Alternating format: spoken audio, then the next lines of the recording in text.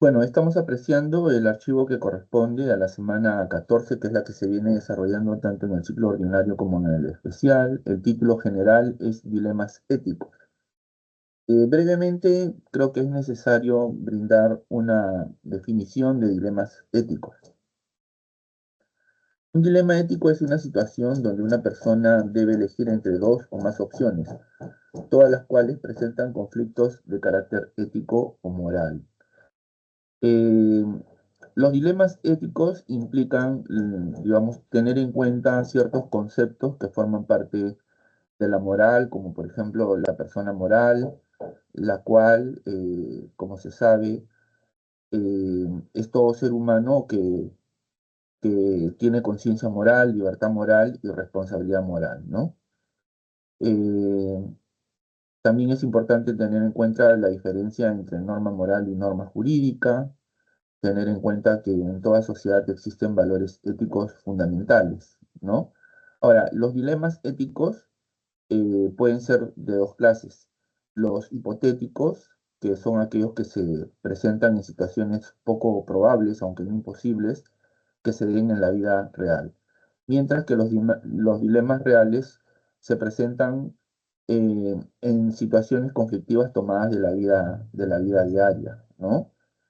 Eh, Como ejemplos de dilemas éticos propios de nuestra época, o sea, de dilemas éticos contemporáneos, podemos mencionar el aborto inducido y la eutanasia, los cuales, como pueden ustedes suponer, generan posturas en contra, pero también a favor, ¿no? Entonces, digamos, esto es, en grosso modo, aquello de lo que trata este interesante tema, ¿no? Ahora vamos a dar lectura al párrafo que estoy presentando, ¿no? Y luego vamos a dar solución a la pregunta que acompaña a esta interesante lectura, ¿correcto? El pensamiento de que yo lo hice no tiene un significado especial. Lo que es significativo es si hice voluntariamente lo que debía haber hecho. Esto desvía el foco de nuestra atención de una dimensión importante de la experiencia ética que reside sencillamente en la distinción de lo que uno ha hecho y lo que no ha hecho. Esta puede ser una distinción tan importante como la existente entre lo voluntario y lo no voluntario. La obligación moral es ineludible. Puedo adquirir una obligación voluntaria, como cuando hago una promesa. En este caso es usual decir que tiene que hacerse voluntariamente para que sea una promesa, aunque haya una zona de sombra aquí, cuando prometemos bajo coacción. En otros casos puedo estar sujeto a una obligación sin haberla elegido, pero en todo caso, una vez que estoy sujeto a una obligación, no puedo escapar a ella. Y el hecho de que un agente dado prefiera no estar atado a las reglas de este sistema no le excusará. Y censurarlo no será fruto de un malentendido. La censura es la reacción característica del sistema de la moral. El remordimiento, el autorreproche o la culpa que ya he mencionado constituyen la reacción característica de primera persona dentro del sistema. Y si un agente no experimenta nunca estos sentimientos, no pertenecería al sistema de la moral o no sería un verdadero agente moral en términos del sistema. El sistema también implica la censura entre las personas y sin duda, de no existir tal cosa, no seguirían esas reacciones de primera persona, pues estas se forman por interiorización. Bueno, me parece que hay un estudiante que ha ingresado a la sesión. ¿Qué tal, Angelina? Buenas tardes. ¿En qué te puedo ayudar? No sé si puedes prender tu micrófono, por favor.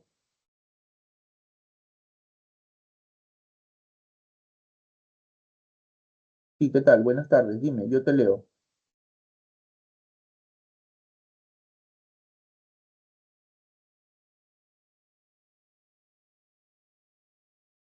Claro que sí. ¿Cuál es tu pregunta?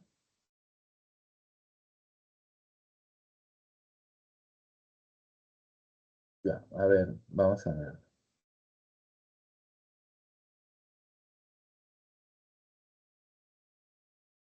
A ver, un segundo, por favor. Voy a leer el enunciado de la pregunta que me acabas de enviar a través del chat general y vamos a darle respuesta. ¿Te parece? Muy bien. Me parece evidente la existencia de un pensamiento francés, de un pensamiento alemán, etcétera, en la cultura de Occidente. No me parece igualmente evidente, en el mismo sentido, la existencia de un pensamiento hispanoamericano. Todos los pensadores de nuestra América se han educado en una escuela europea.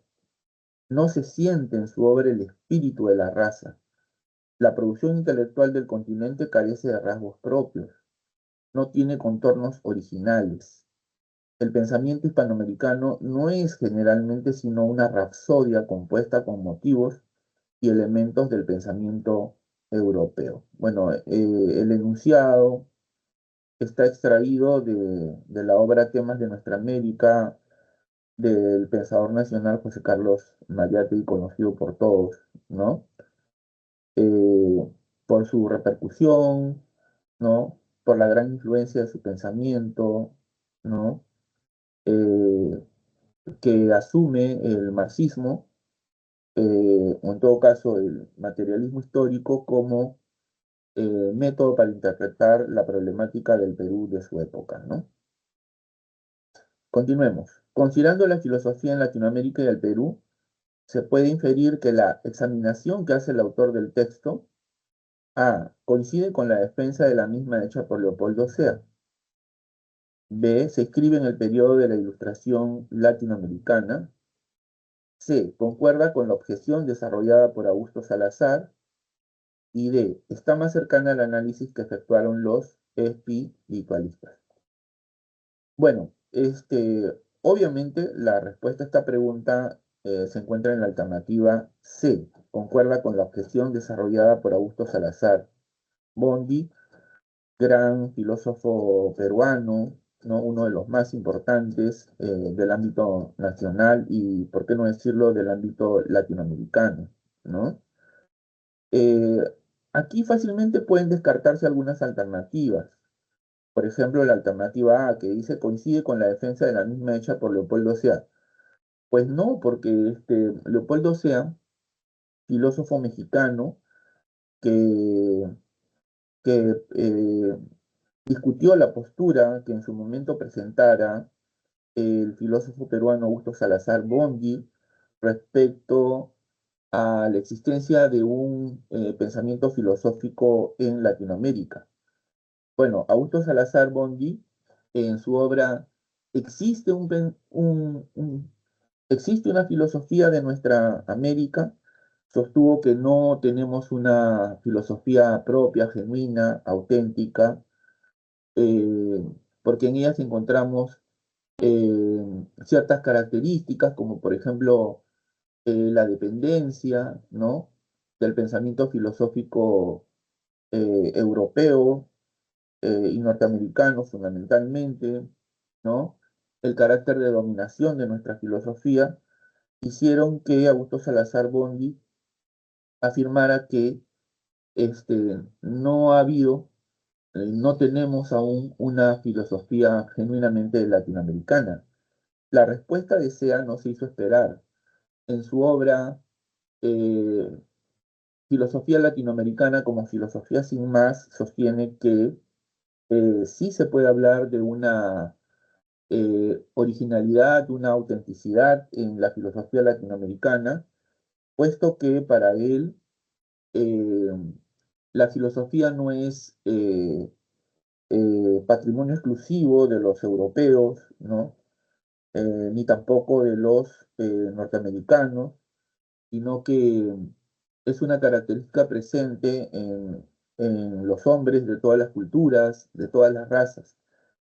Él sostiene que la, la filosofía no consiste en dar respuesta a preguntas exóticas, es decir, a preguntas que parten, digamos, de situaciones eh, contrarias o fuera de nuestra problemática. Todo lo contrario, para él la filosofía es genuina cuando brinda una respuesta a los problemas surgidos de nuestra propia circunstancia, de nuestra propia realidad, ¿no? Entonces, la alternativa A se va, no es, ¿no? Tampoco la B, que dice, se inscribe en el periodo de la Ilustración latinoamericana, porque como nosotros sabemos, el periodo ilustrado eh, es un periodo que se desarrolla, digamos, eh, casi a mediados del siglo XIX. Y como sabemos, Mariátegui es un pensador, pues, del siglo XX, ¿no? Entonces, no puede ser, ¿no? Tampoco la alternativa D, que dice, está más cercana al análisis que efectuaron los espiritualistas, porque los espiritualistas, digamos, tienen otro punto de vista, ¿no? Los espiritualistas, eh, digamos que sostienen que los problemas eh, sociales tienen fundamentalmente un carácter moral o espiritual, ¿no? En cambio, desde la perspectiva del marxismo que adopta Mariátegui para analizar la problemática peruana y latinoamericana, por cierto, este, los problemas tienen una base económica y social, ¿no? Entonces tampoco por ahí no va la cosa, ¿no? Entonces, la respuesta está en la alternativa C, concuerda con la objeción desarrollada por Augusto Salazar Bondy, ¿no? Manifesté hace unos momentos que Augusto Salazar Bondy, en su obra ¿Existe una filosofía en nuestra América?, sostuvo que no podemos hablar de una filosofía auténtica, genuina, porque el pensamiento filosófico que se ha desarrollado en esta parte del mundo ha sido dependiente, ¿no?, de la cultura de los países del primer mundo, es un pensamiento alienado, ¿no?, y por lo mismo inauténtico, ¿no? Bueno, Mariátegui en su momento también pensaba algo parecido respecto, no exclusivamente del pensamiento filosófico, pero sí de la cultura latinoamericana, ¿no? Y eso se ve claramente en el enunciado de la pregunta. Muy bien, espero haber sido claro, Angelina. No sé si hay alguna duda. Sí, profesor, me quedó claro. Solo que Leopoldo Sea y Salazar Bondi pertenecen como que al mismo periodo, o Leopoldo a qué periodo pertenece. Claro, ellos son pensadores del siglo pasado, o sea, del siglo XX, ¿no?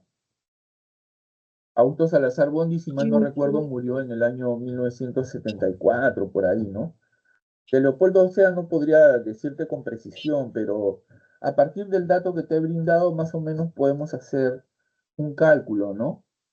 Este, Augusto Salazar Bondy fue profesor de la Universidad Nacional Mayor de San Marcos, es uno de los filósofos más representativos del Perú, ¿no? Y si se quiere de Latinoamérica, ¿no? Por la originalidad de su pensamiento, ¿no? Y Leopoldo Sea también es un filósofo importante, es un filósofo representativo de México, ¿no? No sé si Ya, haya, profesor. ¿tienes alguna otra pregunta, Angelina? Con toda confianza, porque esta sesión se desarrolla hasta las 7 de la noche, así que en vista de que todavía no han ingresado más estudiantes, podrías hacer las preguntas que tú desees o si gustas, yo te ayudo a esclarecer algunos aspectos de la separata que se viene trabajando esta semana o quizá de aspectos concernientes a las separatas de semanas anteriores también. Sí, tengo algunas preguntas. Le voy a mandar las fotos. Claro, claro, yo espero y le doy Ya. respuesta.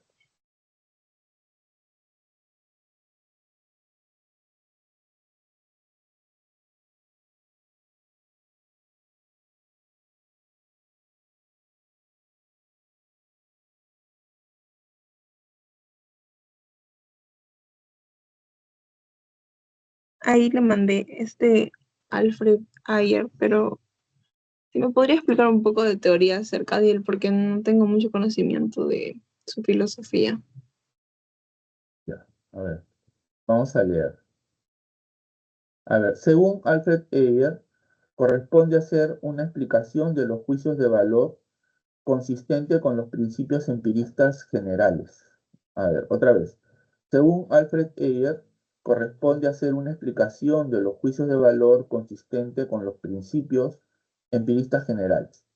Cabe indicar que tales juicios, en tanto no son científicos, no son significativos, sino simplemente expresiones de emociones que no pueden ser ni verdaderas ni falsas. De acuerdo con lo anterior, se puede afirmar que A. Las expresiones que tratan sobre el valor se relacionan con cuestiones de razón. B. Los juicios de valor no serían lógicamente aceptables como enunciados genuinos. C. Las valoraciones éticas y las valoraciones estéticas serían muy distintas entre sí. D. Los enunciados valorativos pueden ser vistos como representaciones reales. E. Los juicios de valor podrían considerarse como hipótesis especulativas empíricas. Bueno, a ver, aquí se indica que la respuesta se encuentra en la alternativa B, de Barco. Los juicios de valor no serían lógicamente aceptables como enunciados genuinos. Claro, no son enunciados científicos, por lo tanto no son enunciados genuinos, ¿no? Alfred Ayer es un representante eh, del neopositivismo, eh, es decir, de la filosofía desarrollada por los filósofos del Círculo de Viena, ¿correcto? Él es uno de los filósofos más representativos de esta filosofía conocida como neopositivismo, ¿no? Para los neopositivistas en general, los juicios de valor eh, no se refieren a hechos, ¿no? No se refieren a hechos. Por lo tanto, no pueden ser ni verdaderos ni falsos, ¿no? O sea, por ejemplo, no es lo mismo decir el Sol es una estrella, ¿no? Juicio del cual se puede decir, ah, sí, es verdadero, ¿no? Ah, es falso, ¿no? O decir la Tierra es redonda, ¿no? A partir de lo cual uno puede decir, ah, es verdadero o es falso, ¿no? Los juicios de valor desde la perspectiva neopositivista son simplemente una expresión de nuestras emociones, ¿no? No son significativos porque eh, no significan nada en relación con los hechos, nada que pueda ser probado por la experiencia empírica. Bueno, tú puedes probar si el Sol es una estrella o no, tú puedes demostrar si la Tierra es redonda o no, pero, por ejemplo, cuando alguien dice, este, a ver, por ejemplo, a ver, las rosas rojas son las más lindas que existen. Bueno, esa es una expresión de una emoción simplemente, ¿no? Pero demostrar que eso es así de un modo concluyente, universal, absoluto, eso no se puede, ¿no? Entonces, los juicios de valor son simplemente una expresión de nuestras emociones, que por lo mismo no pueden ser verdaderas ni falsas, ¿no? Por lo tanto, la respuesta es, los juicios de valor no serían lógicamente aceptables como enunciados genuinos, o sea, como enunciados científicos. ¿Se entendió, Angelina? Sí, profesor. Muchas gracias. Muy bien. ¿Tienes otra pregunta, no? Sí, ya ahorita le voy a mandar la imagen. Ok, claro, claro.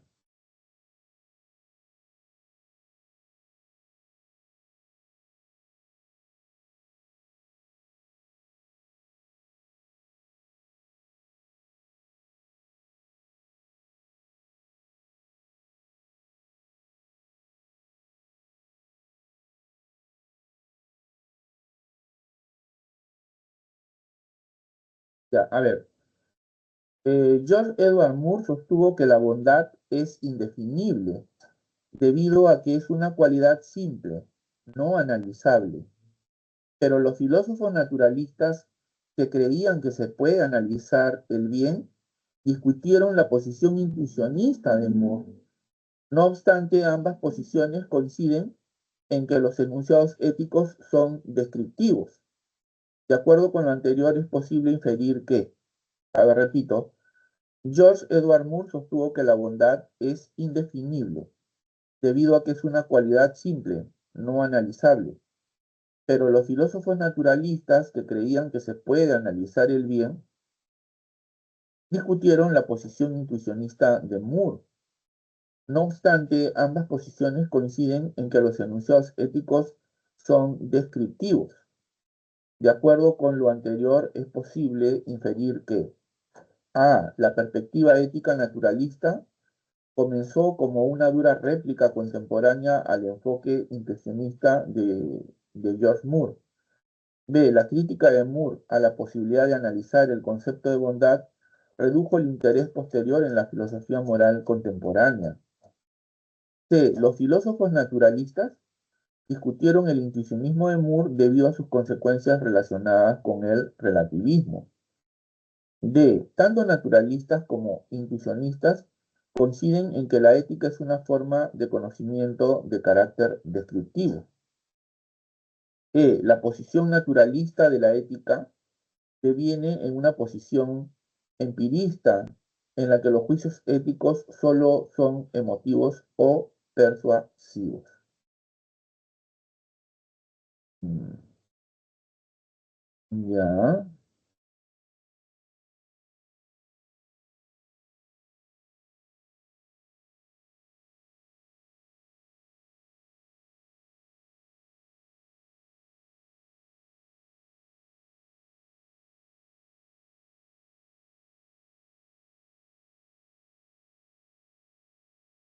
estoy entre la D y la E.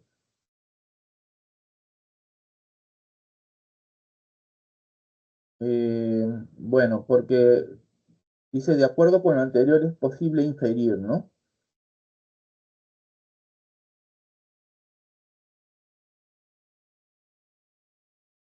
La A no me parece, porque se entiende, ¿no? Que si analizaron, si los filósofos naturalistas discutieron la posición intuicionista de Moore, en la A dice, ¿no? La ética naturalista comenzó como una dura réplica contemporánea al enfoque intuicionista de Moore, ¿no? Me parece más bien una paráfrasis, ¿no? La B dice, la crítica de Moore a la posibilidad de analizar el concepto de bondad redujo el interés. Bueno, eso no se sigue de ahí, ¿no? No se sigue de la pregunta, ¿no? C. Los filósofos naturalistas discutieron el intuicionismo de Moore debido a sus consecuencias relacionadas con el relativismo. Eh, Porque dice se puede analizar el bien. No me parece que nos lleve a eso, ¿no? A pesar de ser correcto, no me parece que nos lleve a eso. Estoy entre la D y la E. ¿Tú tienes la respuesta? ¿Cuál te han dado? En ese no, es que solamente tengo la foto, pero no sé de qué año será. Sí. Ya. Bueno, la D Profesor, ¿y también, la D, cómo, cómo perdón un así que ratito, perdón un ratito, la D también podría ser, ¿no? Tanto naturalistas como intuicionistas coinciden en que la ética es una forma de conocimiento de carácter descriptivo. Bueno, también parece una paráfrasis, ¿no? Porque dice, en el enunciado dice, no obstante, ambas posiciones coinciden en que los enunciados éticos son descriptivos, ¿no? mm, Eh, a mí me parece que podría ser la EA. La posición naturalista de la ética deviene en una posición empirista, en la que los juicios éticos solo son emotivos o persuasivos. Claro, eh, de acuerdo con la posición naturalista, l- los juicios éticos son simplemente expresión de nuestras emociones. Hace un momento hablábamos acerca de Alfred Ayer, un representante del neopositivismo, ¿no? Entonces, por ejemplo, para esta filosofía, la ética es simplemente descriptiva, en tanto que sus juicios solo expresan emociones, ¿no? Ahora, eh, para Moore, cuya postura es conocida como intuicionismo ético, también, ¿no? O sea, eh, la, la ética o los juicios éticos solo son una expresión de nuestras emociones, ¿no? Eh, lo que pasa, según Moore, es que los filósofos naturalistas, o en todo caso los filósofos, han caído en la falacia naturalista que consiste en identificar la idea de bien con algo natural o con una característica natural de un objeto, ¿no? Por ejemplo, han, han identificado el bien con el placer, ¿no? Eh, por ejemplo, ¿no? O sea, con algo natural, ¿no? Y que está ligado con algo natural, ¿no? Por ejemplo, hay un placer corporal, ¿no? Pero para ellos, en realidad, el bien es indefinible, ¿no? Para Moore el bien es indefinible debido a su característica de simplicidad y obviedad, ¿no? O sea, yo puedo definir algo a partir de sus partes. Por ejemplo, árbol, ¿no? El árbol tiene ramas, tiene frutos, tiene raíces, tiene un tronco, ¿no? O sea, a partir de ahí puedo armar una definición, porque lo puedo descomponer, ¿no? Hombre, bueno, posee brazos, piernas, cabeza, ¿no? A partir de ahí también puedo armar una definición. Pero en el caso de bien, es un concepto simple, o sea, carente de partes, por lo tanto, imposible de ser definido, lo cual no quita que pueda ser conocido, ¿no? O sea, sí podemos conocer el bien, pero de manera intuitiva, ¿no? Moore hablaba sobre un tipo especial de intuición a la que llama intuición moral, intuición ética, si se quiere, ¿no? Entonces, Moore dice que al bien no se le puede definir, pero sí se le puede intuir de manera directa, porque una persona intuye cuando otra está haciendo algo bueno o cuando está haciendo algo malo, ¿no? Si por ejemplo pasamos por la calle y observamos que un adulto, ¿no es cierto?, está castigando, ¿no?, a su menor hijo, pues intuimos que eso está mal, ¿no? No necesitamos que nadie nos lo demuestre, o sea, que con un razonamiento que lo que está haciendo esa persona está mal, ¿no? Simplemente lo intuyes, ¿no? Llegas directamente, ¿no? Eh, digamos a la idea de que lo que está haciendo ese adulto es incorrecto, ¿no? Entonces, repito, a mí me parece que podría ser la alternativa E. La posición naturalista de la ética deviene en una posición empirista en la que los juicios éticos solo son emotivos o persuasivos, ¿no? Ya, Podría ¿y a ser, qué se refiere cuando te dice que deviene en una posición empirista? en una posición empirista porque para los partidarios, ¿no?, de esta posición, eh, solo son juicios aquellos que se refieren a hechos observables, medibles, ¿me entiendes? Por ejemplo, yo puedo decir, eh, el, el león es carnívoro. Ah, sí, pues eso se puede demostrar, se puede probar empíricamente, ¿no? Los leones son carnívoros. O por ejemplo, los perros son mamíferos. Ah, eso también se puede probar, ¿no? ¿Me entiendes? Por eso es una posición empirista. Pero para ellos, repito, los juicios de valor son simplemente una expresión de nuestras emociones. De esta manera, quien dice eh, las corridas de toros son abominables, o sea, son aborrecibles.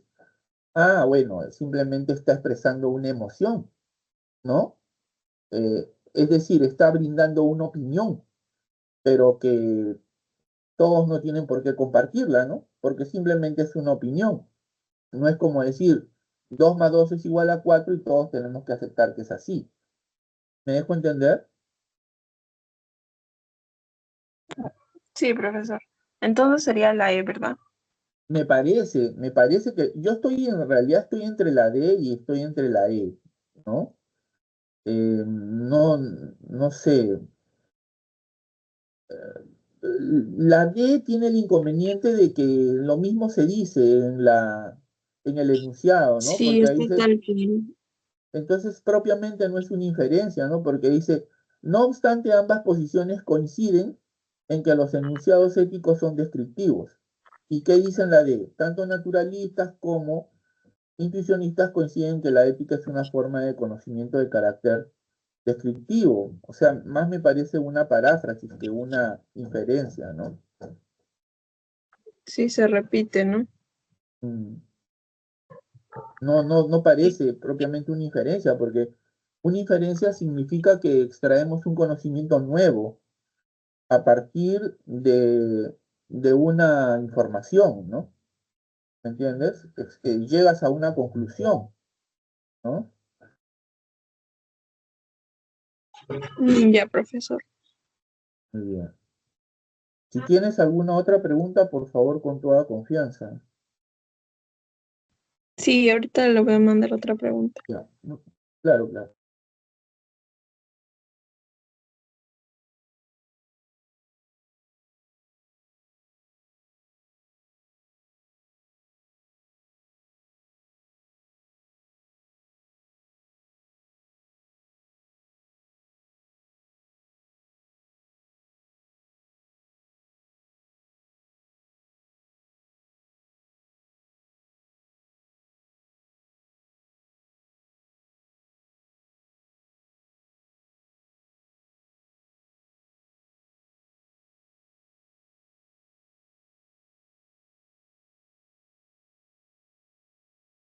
Ya, a ver, vamos con esta nueva pregunta. Dice, el examen de la virtud ética comienza para Aristóteles con una serie de argumentos cuyo objeto es establecer que ésta se produce mediante la ejecución constante de acciones, por las cuales nos volvemos justos, llevando a cabo actos justos, haciendo cosas valientes y así sucesivamente.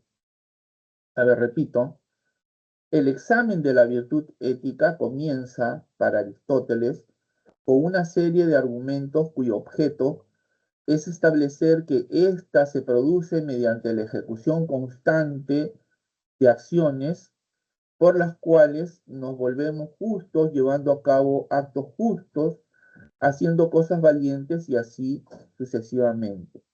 De acuerdo con esta idea es posible inferir que a. La indagación aristotélica acerca de la virtud y la ética fue expuesta con argumentos metafísicos.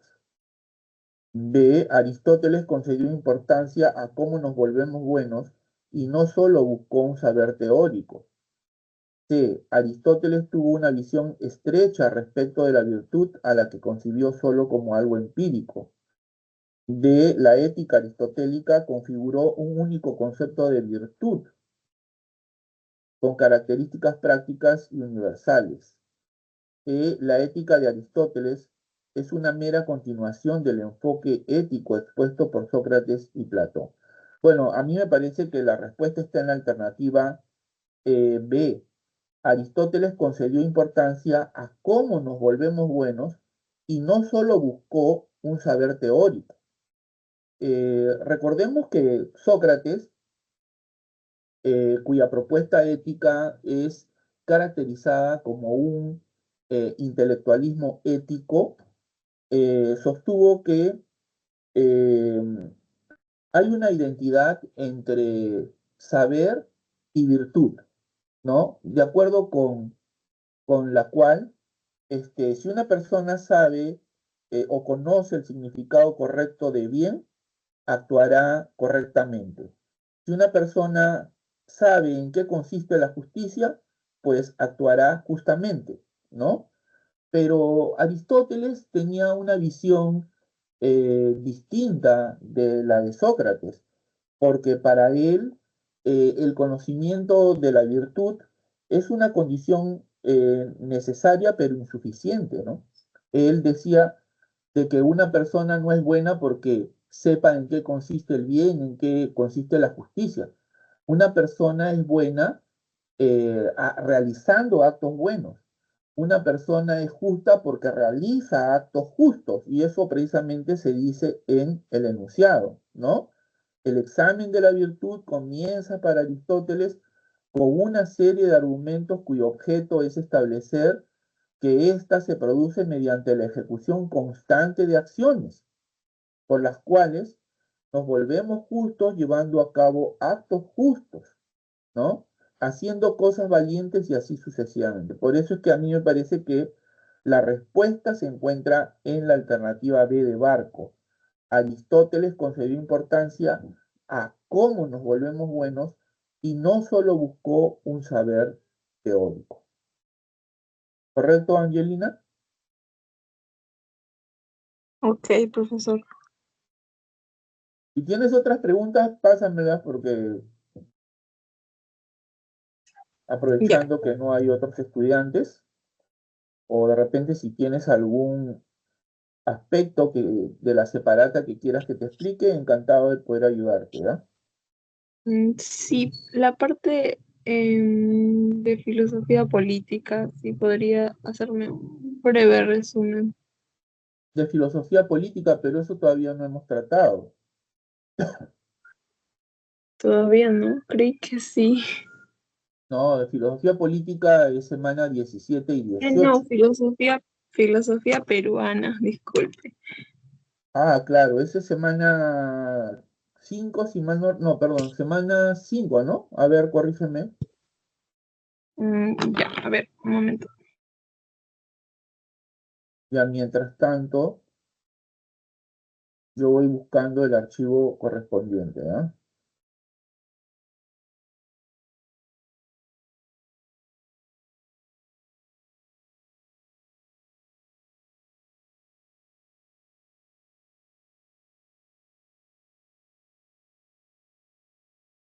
Sí, es la semana 5, Angelina.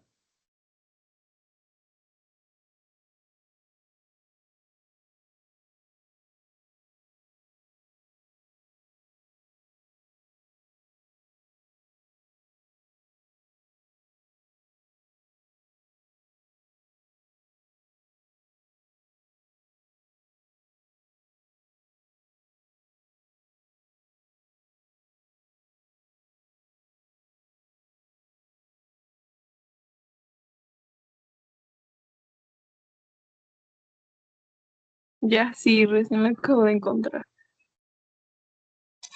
Es la semana 5.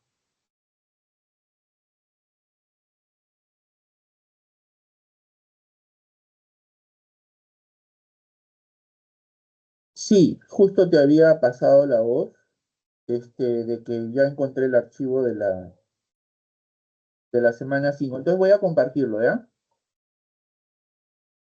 Ya, A ver, semana 5 ahí podemos verlo, ¿no? Título general, la filosofía en Latinoamérica y el Perú, ¿no? Ya, voy a hacerte un resumen de esta separata, ¿te parece? ¿Está bien? ¿Te parece? eh, disculpe. No, te decía que voy a hacer un breve resumen de esta separata. Sí, por favor. Ya, un 5.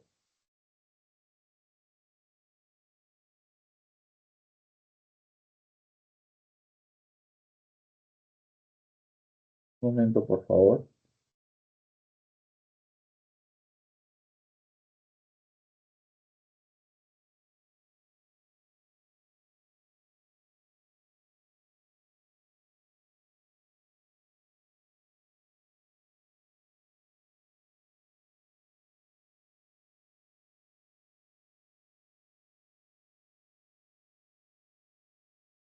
Ya, ahora sí. Un ratito, ¿eh?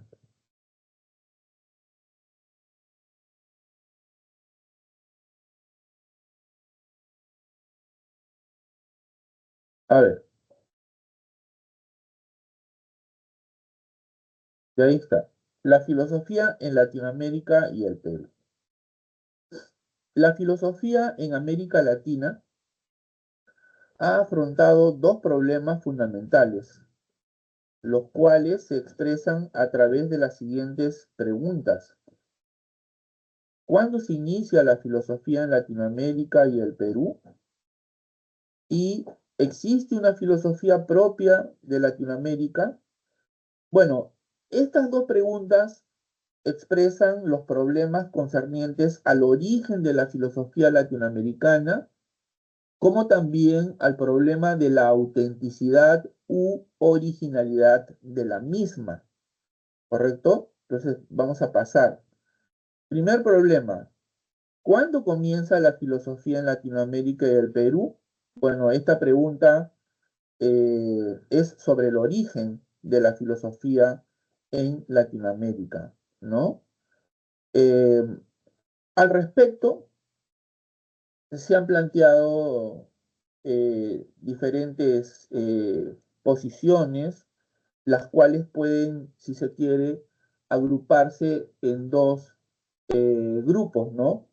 La de aquellos que consideran que hubo filosofía en Latinoamérica antes de la llegada de los europeos en el siglo XVI, y la de aquellos que sostienen que solo podemos hablar de filosofía en Latinoamérica a partir de la llegada de los españoles a nuestro continente, ¿no? Bueno, los primeros sostienen que se puede hablar de una filosofía anterior a la llegada de los europeos en el siglo XVI, es decir, para ellos hubo filosofía en la época prehispánica. ¿Cuáles son sus argumentos? Por ejemplo, ellos sostienen que la filosofía no es exclusiva eh, de ningún pueblo, ni tampoco de ninguna raza, sino que es connatural a todos los hombres, ¿no? Por su carácter racional, ¿no? Eh, También han basado su punto de vista en lo que señalan algunos cronistas, ¿no? Eh, que hablaban, por ejemplo, sobre la existencia de los amautas, ¿no? Que eran maestros del saber y que serían pues el equivalente al filósofo eh, de Grecia, ¿no? Al filósofo europeo, ¿no? Es decir, los amautas eran los filósofos de esta parte del mundo, ¿no? La existencia de amautas, bueno, prueba de alguna manera la existencia de filosofía en Latinoamérica, ¿no? Sin embargo, la tesis que, digamos, goza de mayor aceptación hasta la actualidad es la que sostiene eh, que la filosofía es un producto heterogéneo, es decir, es un producto cultural surgido en una realidad diferente a la nuestra y que llegó en el siglo XVI gracias a los europeos. Por lo tanto, solo se puede hablar de una filosofía en Latinoamérica a partir de la colonia, ¿no?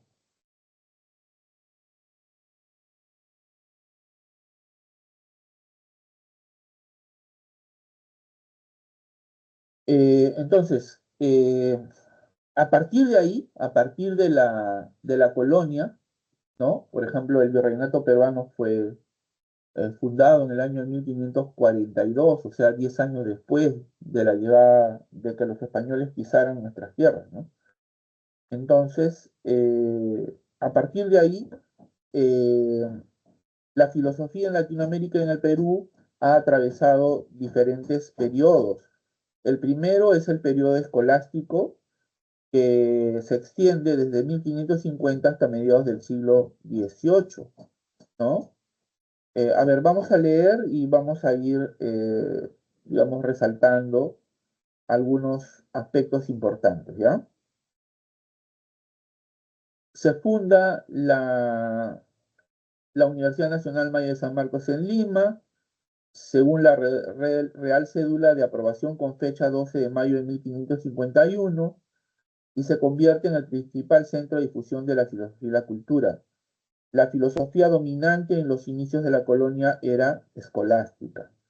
La actividad intelectual giraba en torno a la comprensión de los dogmas cristianos, de las doctrinas de Tomás de Aquino y de las ideas filosóficas y políticas de Aristóteles.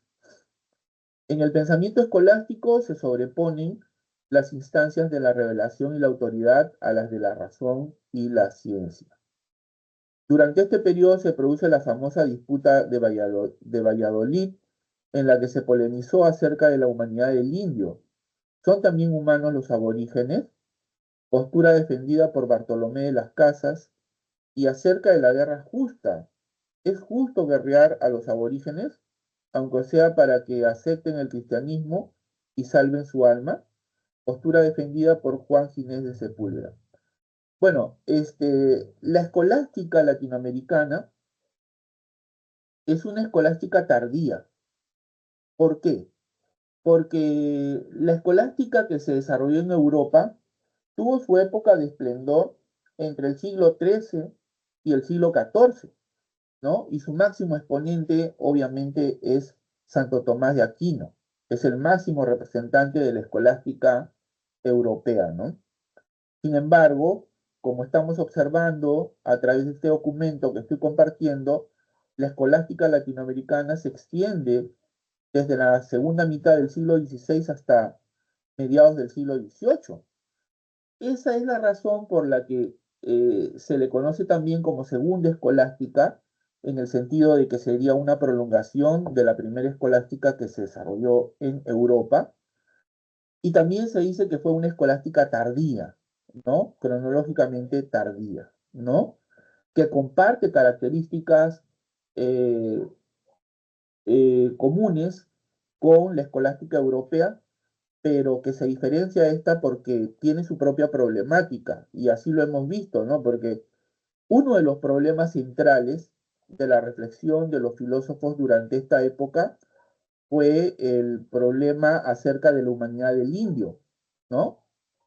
Eh, Bartolomé de las Casas fue uno de los, fue quien abogó por la humanidad del indio, ¿no? Él se enfrentó a Juan Ginés de Sepúlveda, quien, influenciado por el pensamiento de Aristóteles, bueno, él era conocido en Europa por haber traducido algunas obras de Aristóteles del griego al latín.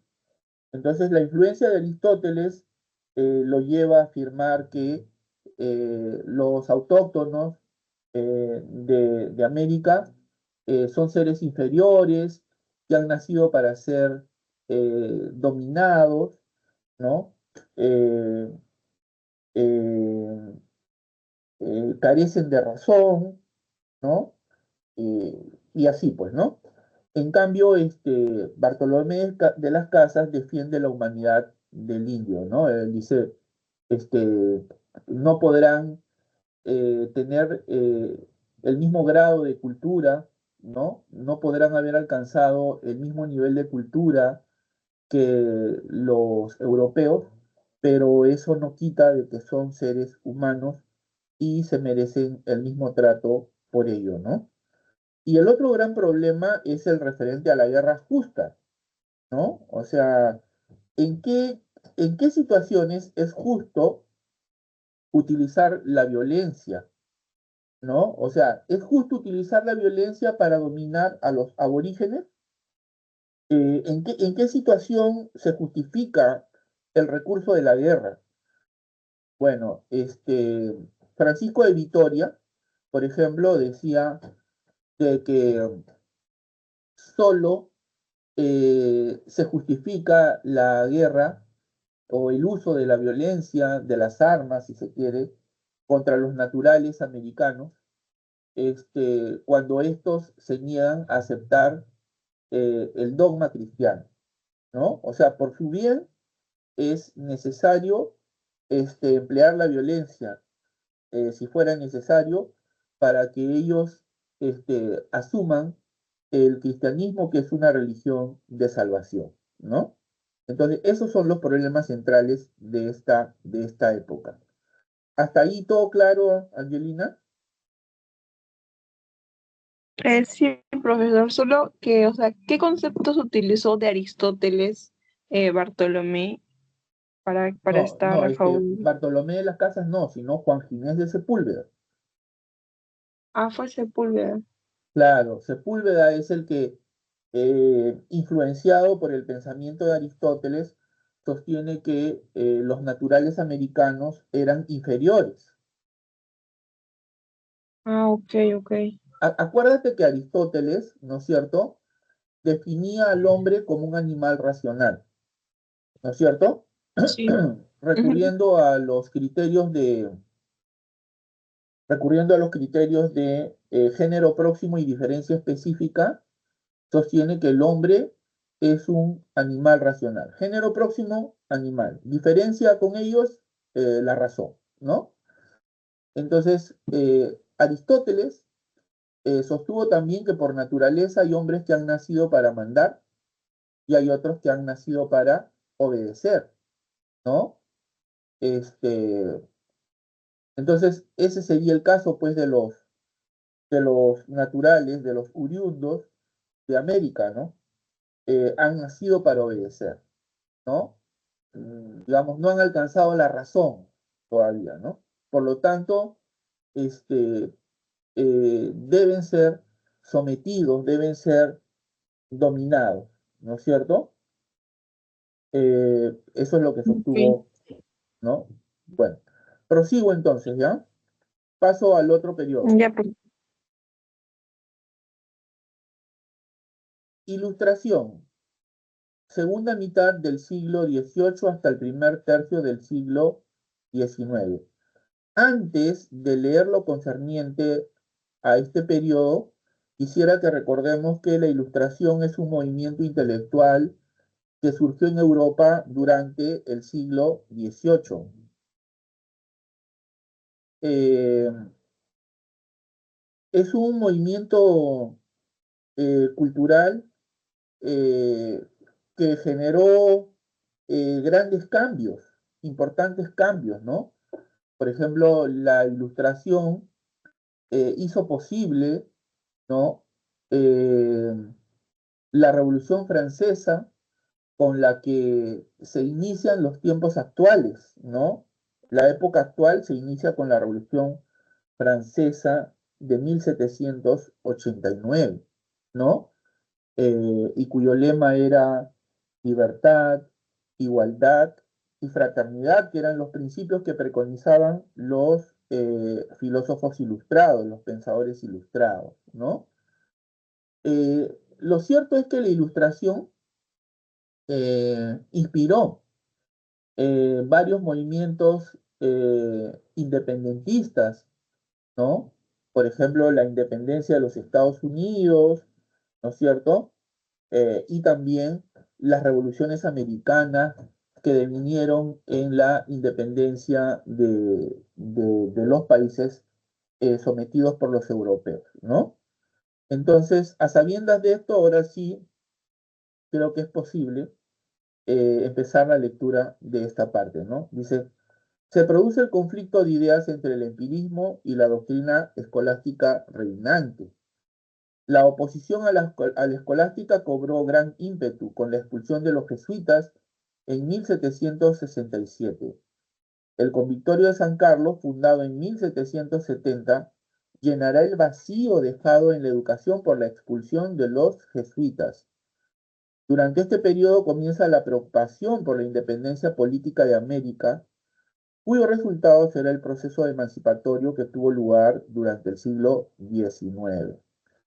El desarrollo de las formas modernas del saber científico en Europa incentivó la preocupación y el interés y el interés por la ciencia de los integrantes de la sociedad amantes del país, cuyo máximo representante fue Hipólito Unanue. Además, el Mercurio peruano fue el máximo órgano de difusión de las ideas enciclopedistas e ilustradas de la época.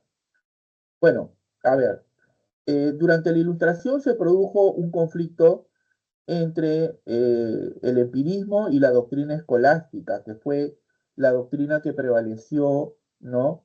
En la época anterior, ¿no es cierto? En el periodo anterior, ¿no? Eh, Durante el periodo anterior, la filosofía dominante fue la escolástica, ¿no? Este, predomina el criterio de autoridad, de acuerdo con el cual en materia religiosa la autoridad procede de la Biblia, que es un libro sagrado y que fue escrito por inspiración divina, ¿no? Y que se considera perfecto por haber sido inspirado por Dios, ¿no? Por lo tanto, irrebatible, ¿no es cierto? Recordemos que durante ese periodo se creó la Inquisición, que fue una institución que persiguió a los enemigos de la fe cristiana, ¿no? Y se condenaba la herejía y la blasfemia, ¿no? Por ejemplo, se consideraba herejes aquellos que contrariaban o contradecían a la Biblia, ¿no? En materia filosófica, la autoridad provenía del pensamiento de Aristóteles, considerado por los filósofos de aquella época como el filósofo por excelencia, ¿no? Por excelencia. Pero los ilustrados tenían una percepción distinta, ¿no? Los ilustrados más bien promueven la investigación científica, ¿no es cierto?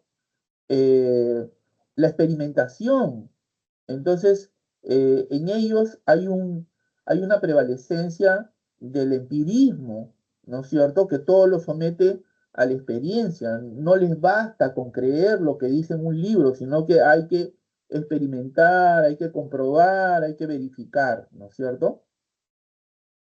Ahora, la oposición a la escolástica cobró gran fuerza cuando los jesuitas, bueno, una orden religiosa este, que se puso de parte de los indígenas que eran explotados y maltratados por los conquistadores, fueron expulsados en 1767, precisamente porque los jesuitas, ¿no es cierto?, se oponían al maltrato en contra de los aborígenes, ¿no? El Convictorio de San Carlos fue un centro eh, de difusión de las ideas ilustradas, ¿no es cierto? Se fundó en 1770 y llenará el vacío dejado en la educación por la expulsión de los jesuitas, ¿no? Durante este periodo, y esto es lo importante, comienza la preocupación por la independencia política de América, ¿no es cierto?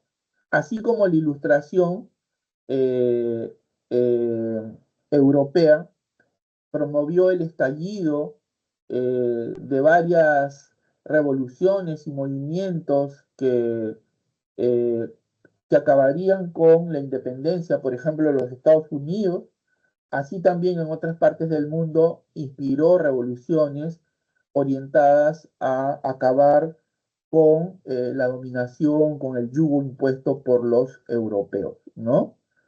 Entonces, durante este periodo comienza la preocupación por la independencia política de América, cuyo resultado será el proceso emancipatorio que tuvo lugar durante el siglo XIX, ¿no? Bueno, pasamos al romanticismo. El romanticismo es el periodo que se extiende desde 1830 hasta 1880. En el ámbito político, el romanticismo se manifestó a través del enfrentamiento entre liberales o republicanos y conservadores o monárquicos sobre el destino de América. Claro, o sea, durante este periodo que surge casi inmediatamente después de que ya varios países latinoamericanos habían conseguido su independencia, ¿no? Habían acabado con la dominación de los españoles, ¿no?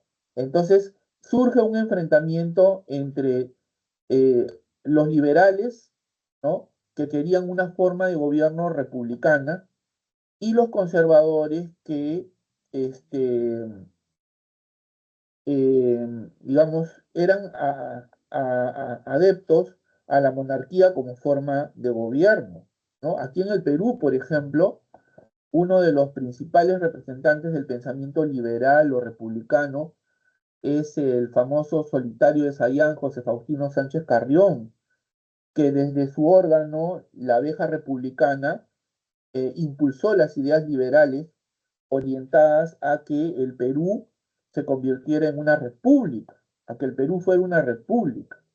Pero habían, ¿no?, otros pensadores, ¿no?, de tendencia conservadora, que consideraban que el Perú debía seguir siendo una monarquía, ¿no? Debía seguir siendo una monarquía. Bueno, ahí estaba el debate, ¿no? En el terreno filosófico hubo un predominio de los temas políticos sobre los especulativos. Claro, o sea, era la época, pues, ¿no? Es comprensible porque era la época, ¿no? Los países latinoamericanos, ¿no? Recién acababan de lograr su independencia, recién se estaban organizando, y entonces en muchos países hay un debate relacionado con la forma de gobierno más adecuada para estos países, ¿no? ¿Cuál debe ser la forma de gobierno más adecuada? ¿No? La república o la monarquía. Hubieron países donde triunfó la monarquía, por ejemplo Brasil, ¿no? Después de independizarse, siguió siendo una monarquía, pero en la mayoría de países de Latinoamérica ganó la opción republicana, ¿no? A los pensadores de esta época les preocupó el destino de América luego de la independización. De ahí que se buscase su emancipación no solo política, sino cultural. O sea, la idea era, bueno, ya hemos conseguido la independencia política. Ahora que sigue, tenemos que emanciparnos culturalmente, ¿no? Desde el Convictorio de San Carlos se irradiaba la propaganda conservadora, ¿no?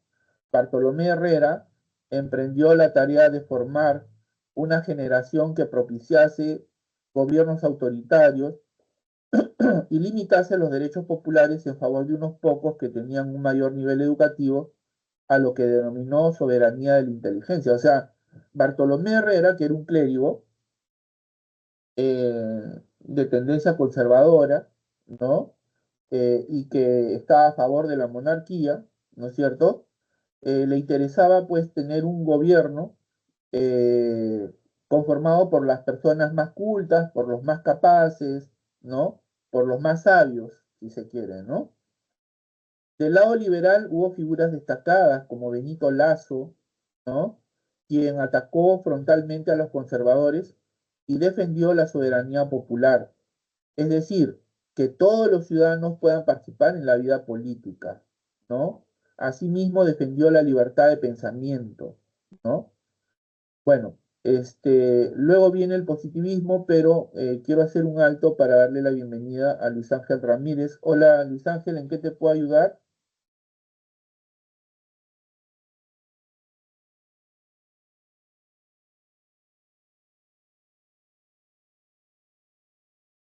Si tienes alguna pregunta, por favor, activa tu micrófono y me haces conocer tu pregunta y yo te ayudo. O si no puedes activar tu micrófono por cuestiones técnicas, puedes escribirme al chat, te leo y te respondo, ¿ya? Mientras tanto, voy a seguir atendiendo a la compañera que había ingresado antes, ¿ya? El positivismo es otro de los periodos, ¿no? Se inicia en 1880 hasta inicios del siglo XX. Es preciso tener presente que el positivismo es una filosofía que surgió en Europa. El fundador del positivismo europeo es el filósofo francés Augusto Comte, ¿no? Recordemos que el positivismo eh, eh, considera que el único conocimiento válido es el científico y que solo la ciencia genera progreso, ¿no? Uno de los lemas característicos del positivismo es basta de metafísica, paso a los hechos. Para los positivistas, la metafísica, ¿no? Dentro de la cual de alguna manera está ligada a la religión, ¿no es cierto? Solo genera atraso, solo genera oscuridad, confusión de ideas, ¿no? Solo la ciencia esclarece y solo a partir de la ciencia es que los pueblos pueden alcanzar el progreso, ¿no? Muy bien, entonces el positivismo de Comte primero y luego el de Spencer se difunden ampliamente después de 1870. Durante este periodo los pensadores tuvieron como aspiración la emancipación mental del hombre frente a la teología. De ahí que se rechazara la metafísica y se defendiera la idea de progreso. Dentro del grupo positivista tenemos al famoso poeta y ensayista Manuel González Prada, quien destaca por su militancia política y por ser un pensador ajeno a la universidad. Fue un crítico implacable de los vicios políticos del país y de la ineptitud de sus contemporáneos para aplicar la ciencia hasta sus últimas consecuencias en la conducción de la sociedad. Claro, entonces aquí en la mayoría de los países latinoamericanos se impuso una versión del positivismo. Lo que se impuso fue el positivismo de Spencer. Por ejemplo, en el Perú tuvo mayor influencia el positivismo de Spencer que el positivismo de Comte, que tuvo más influencia en ciertos países como Brasil, como México, en los que, digamos, el positivismo se adoptó, digamos, con una mayor radicalidad, al punto de que en estos países se construyeron en algún momento templos positivistas para adorar a la diosa razón, porque entre los objetivos de reingeniería social del positivismo kantiano estaba, bueno, eh, el sustituir la religión eh, con más fieles, con más creyentes, como es la cristiana, por una religión que, que tuviera como centro al hombre, a la razón del hombre, ¿no? Entonces se adoraba la ciencia, la razón, se adoraba al hombre, ¿no? Pero eso fue en México, eso fue en Brasil, ¿no? Aquí en el Perú lo que triunfa es un positivismo, digamos, más tenue, ¿no? Más morigerado, si se quiere, ¿no? Eh, la aspiración central del positivismo era la emancipación mental del hombre frente a la teología. ¿Por qué? Porque la religión solo genera atraso. Por ejemplo, no pocos pensadores decían que aquí en el Perú y en Latinoamérica hay más iglesias que universidades, ¿no? Por eso es que se observa el atraso, ¿no? La, la ignorancia, la confusión de ideas está relacionada con hechos como este, ¿no? Hay que reivindicar la ciencia, hay que promover la ciencia, hay que difundir la ciencia para desterrar, digamos, esta confusión de ideas, este enceguecimiento colectivo, esta ceguera colectiva que existe, ¿no es cierto? Eh, Se defiende el progreso, pero no hay que olvidar que para el positivismo el progreso solo proviene de la ciencia, ¿no? Hay que fundar universidades, hay que crear escuelas técnicas, hay que formar técnicos, ¿no es cierto? Hay que apostar por la realización de grandes obras, ¿no es cierto? Como por ejemplo la luz, ¿no? Bueno, el Perú, Lima fue una de las primeras ciudades latinoamericanas que contó con alumbrado de gas, pero alumbrado al fin y al cabo, ¿no? Poniéndose a la vanguardia en este sentido en relación con otras ciudades latinoamericanas, ¿no? La figura central del positivismo peruano, sin lugar a dudas, es Manuel González Prada, una figura ajena a la universidad. Claro está que hay filósofos ligados a San Marcos que adoptaron el positivismo, ¿no? Como es el caso de eh, Manuel Vicente Villarán, Javier Prado Ugarteche, que es uno de los rectores más jóvenes que tuvo San Marcos, ¿no? Manuel González Prada no, él era una personalidad ajena al ámbito universitario, pero un reconocido intelectual, un escritor de poderoso verbo, ¿no? De gran influencia, de gran estilo literario, ¿no? Eh, Él fue, digamos, la figura central del positivismo en el Perú y fue uno de los críticos implacables de los vicios políticos del país y de la ineptitud, ¿no? Por ejemplo, de nuestros gobernantes, ¿no es cierto?, de los jueces, de los sacerdotes, a quienes culpaba del atraso, ¿no?, de nuestra sociedad, ¿no? Entonces, el positivismo dice que el progreso solo se alcanza con la ciencia. Hay que acabar con la religión, porque la religión solo enceguece, solo causa atraso, ¿no? Bueno, ese era el pensamiento de los hombres ligados al positivismo, ¿no? Luego viene el espiritualismo, que es una corriente que se inicia a comienzos del siglo XX.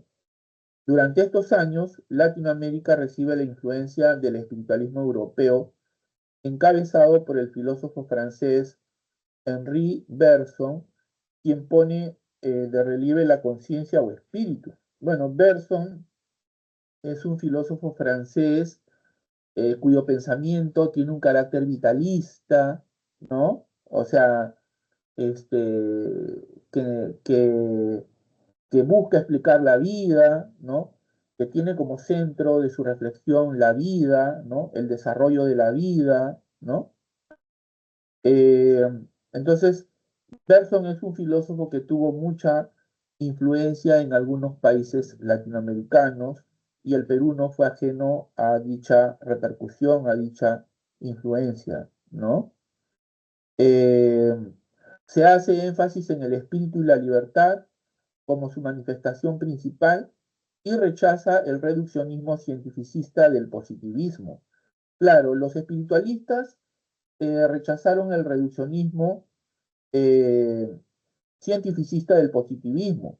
O sea, los positivistas reducían todo a lo científico. O sea, el único conocimiento válido es la ciencia, el progreso solo proviene de la ciencia, o sea, reducían todo a la ciencia, ¿no? Los espiritualistas pensaban que esa deificación, o sea, haber endiosado a la ciencia, ha generado una serie de problemas, ¿no? Por ejemplo, si hablamos de problemas relativos al ámbito educativo, ¿no? Por ejemplo, en la universidad, eh, el ensalzamiento de la ciencia ha provocado un descuido de las humanidades, ¿no? Del arte, ¿no es cierto? Eh, bueno, y así por el estilo, ¿no? Entonces decían de que lo más valioso es el espíritu, ¿no? Y la libertad como manifestación principal del espíritu, eso no debemos perderlo de vista, ¿no? Los representantes de este movimiento defendieron, por tanto, el espíritu y polemizaron con el positivismo. El énfasis en la espiritualidad caracterizó también las doctrinas pedagógicas de Alejandro Deustua. A todo esto, Alejandro Deustua fue un filósofo nacional eh, que es el que introdujo el pensamiento de Bergson en las aulas de San Marcos. Él fue el que trajo la filosofía de Bergson a San Marcos, ¿no? Eh, en su momento, Alejandro Deustua fue nombrado ministro de Educación y desde su cartera propició una reforma de la educación que tenía como premisas acentuar la educación humanística y formar una élite dirigente, ¿no? Una élite dirigente para transformar al país sobre sólidas bases morales. Bueno, Deutua era partidario del gobierno de los más capaces. O sea, en el gobierno deben estar los hombres más preparados, los más capaces, ¿no es cierto? Eh, por ejemplo, eh, Deustua decía, y esto, claro, no, nos parece sorprendente ahora, ¿no? Pero hay quienes lo justifican diciendo pues que era, para hablar en términos hegelianos, el espíritu de su época, ¿no? En su época se respiraban estas ideas, ¿no? O sea, se pensaba que, Teuto decía de que el gobierno no debe gastar esfuerzos ni dinero en tratar de redimir a la población indígena. ¿Por qué? Porque la población indígena constituye eh, un sector aniquilado espiritualmente. Decía, tantos siglos de dominación han convertido al indio, ¿no es cierto?, eh, en un ser, eh, a ver, ¿cómo lo digo? Incrédulo, ¿no es cierto? Este, es un ser que sospecha de todo, desconfiado, ¿no es cierto? Eh, embrutecido, ¿no? Por el alcohol, por la hoja de coca. Entonces decían, no, no hay que gastar esfuerzos ni dinero en tratar de redimir a este sector de la población. Más bien hay que preocuparnos por crear una élite dirigente para transformar el destino del país. En el gobierno deben estar los hombres más capaces, los más preparados, ¿no? Muy bien. Luego viene la época o el periodo de la filosofía social, ¿no? A inicios del siglo XX. En este periodo surgen los primeros movimientos sociales de las primeras décadas del siglo XX, ¿no? Representados por el APRA, con Víctor Raúl Aya la Torre, y por el movimiento socialista de José Carlos Mariatti. Como sabemos, el APRA fue creado en el año de 1930 en el Perú, Partido Aprista Peruano, ¿no? Pero ya cuando Aya la Torre se encontraba exiliado, el dictador Leguía lo expulsó del país, ¿no? Lo mandó a México y ahí en México en 1924 crea el APRA como un movimiento continental, ¿no? A su regreso al Perú en 1930 funda el PAP, o sea, el Partido Aprista Peruano, ¿no? Unos años antes, en 1927, José Carlos Mariátegui, un pensador marxista, ¿no? Había fundado el Partido Socialista del Perú, que después cambiaría de nombre y se convertiría en Partido Comunista del Perú, ¿no? Estos fueron los primeros movimientos de masas que surgen en nuestro país y que son responsables, digamos, de haber conseguido a través de sus luchas, ¿no? Conquistas para el proletariado peruano, para ese sector conformado por los obreros, por los campesinos, por los trabajadores en general, ¿no? Del campo, de las fábricas, etcétera, etcétera, ¿no? Claro que habían diferencias ideológicas eh, entre Mariátegui y Aya de la Torre, ¿no? A pesar de que el Partido Aprista Peruano se reclamaba filosóficamente marxista, ¿no? Pero habían diferencias de interpretación, porque, por ejemplo, para Aya de la Torre, la revolución, ¿no es cierto? La revolución eh, necesaria para construir una sociedad más justa debía ser conducida por la clase media, ¿no? Que es un sector, digamos, medianamente preparado, ¿no es cierto? Efervescente, ¿no? No conservador como las clases ricas del Perú, ni ignorante como las masas campesinas u obreras, ¿no? En cambio, Mariátegui, fiel al pensamiento marxista, dice que la vanguardia de la revolución debe ser el proletariado peruano. Pero como Mariátegui no era ingenuo, ¿no? Sino un gran observador de la realidad nacional, a sabiendas de que el proletariado peruano en esa época era en número insuficiente, sostiene que el proletariado debe ser la vanguardia, pero en alianza con el campesinado con los campesinos que en esa época pues conformaban una población mayoritaria, un sector mayoritario, ¿no? ¿No es cierto? Muy bien. Asimismo se desarrolló en la segunda mitad del siglo XX el tema de la liberación, que tiene dos tipos de perspectivas. Una filosófica representada por Augusto Salazar Bondy, quien considera filosóficamente la liberación como superación de la situación de dominación y dependencia, y esta trae como consecuencia una filosofía inauténtica en el Perú y Latinoamérica. Y la otra teológica representada en el Perú por la obra Teología de la Liberación del padre Gustavo Gutiérrez Merino, en la que prima una concepción cristiana que busca compaginar la enseñanza bíblica sobre la liberación con la mirada económica, política y social contemporánea para explicar la relación entre la salvación y el proceso histórico de la liberación del hombre, ¿no? Las fuentes que influyen en el pensamiento del padre Gustavo Gutiérrez son la doctrina social de la Iglesia a través de ciertas encíclicas, ¿no? Como por ejemplo Mater in Magistra, Rerum Novarum, ¿no? Que toca el problema de los trabajadores, ¿no? El magisterio eclesiástico y el pensamiento marxista europeo, ¿no? Bueno, Augusto Salazar Bondy, gran filósofo nacional, ¿no? Su pensamiento es considerado bastante original, ¿no?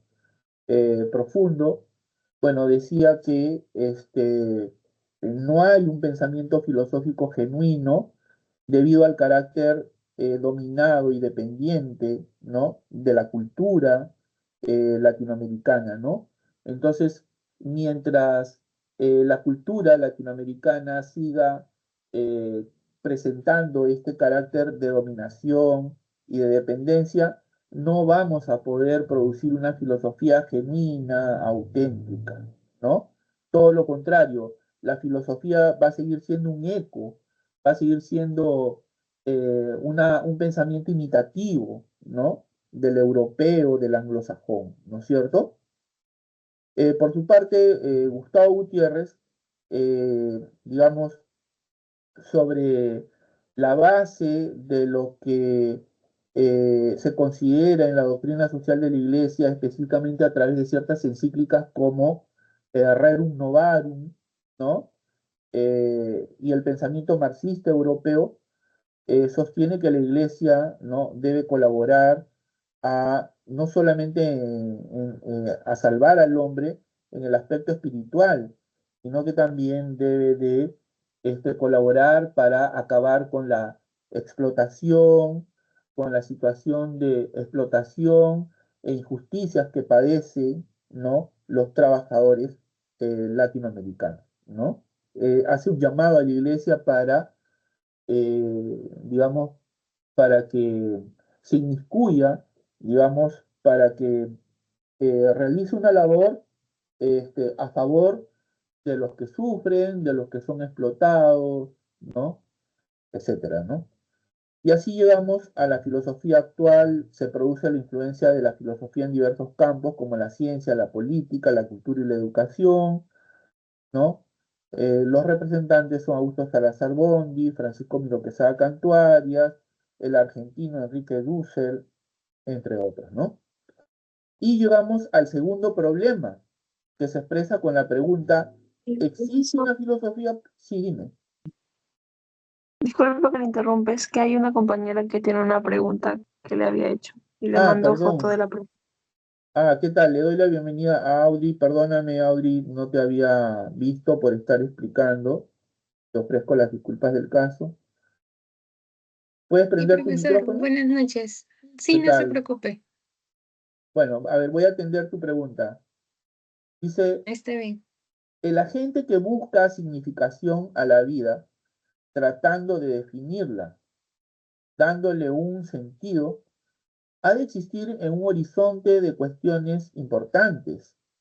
¿Es esto lo que resulta contraproducente en las formas de la cultura contemporánea, que se concentran en la autorrealización por oposición a las exigencias de la sociedad o de la naturaleza, que se cierran a la historia y a los lazos de la solidaridad? A ver, voy a volver a repetir. El agente que busca significación a la vida, tratando de definirla, dándole un sentido, ha de existir en un horizonte de cuestiones importantes.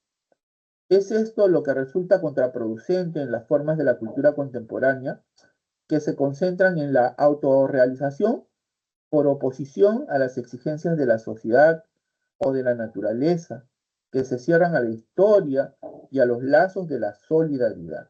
Bueno, este texto ha sido extraído de la obra Ética de la Autenticidad del filósofo canadiense Charles Taylor. Del texto citado, ¿cuál o cuáles afirmaciones son falsas sobre ciertas formas actuales de cultura a las que alude el autor? Uno, la subjetividad se define al margen de lazos con la sociedad.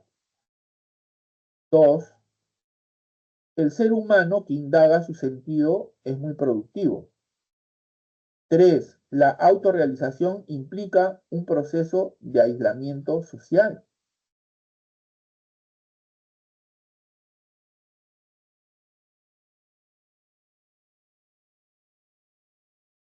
A mí me parece que solo la 2 es correcta, ¿no? La A, solo 2, ¿no? ¿Por qué? Porque Charles Taylor dice que el hombre, o en todo caso, el sujeto, y no estoy hablando de un sujeto considerado en términos individuales, sino de un sujeto grupal, ¿no? El hombre en términos individuales es lo mismo que eh, una comunidad define su identidad a partir del reconocimiento que les brindan los demás, ¿no? Soy en la medida en que los demás me reconocen, ¿no? En ese sentido, la subjetividad no puede definirse al margen de lazos con la sociedad, todo lo contrario, ¿no? Todo lo contrario. O sea, somos en cierta medida lo que los demás ven en nosotros, ¿no es cierto? Eh, Taylor decía, eh, o bueno, a partir del pensamiento de Taylor, ¿no? Eh, eh, Se desarrolla pues una filosofía o multicultural, dentro de la cual pues debemos reconocer que vivimos en un mundo, ¿no es cierto?, multicultural. eh, Dentro de los mismos países existen, ¿no?, una diversidad de culturas, todas las cuales deben de, digamos, verse, reconocerse como iguales, como sujetos del mismo valor, si es que se quieren evitar los conflictos, las discrepancias entre estos grupos, ¿no? Lo que ha pasado hasta ahora es que siempre, ¿no? En ciertas regiones, en ciertos países, solo ha prevalecido el pensamiento de una cultura dominante, ¿no? Que por serlo se cree con derecho pues a expropiar los territorios a una población, ¿no? Que es una minoría, ¿no es cierto? Y que se les considera atrasados, ¿no? Por ejemplo, comunidades étnicas, comunidades raciales a las que se les quitan sus tierras, se les quita su agua, ¿no es cierto? Para traer ahí grandes empresas, ¿no es cierto? Que terminan pues contaminando sus aguas, contaminando sus tierras, ¿no? Etcétera, ¿no?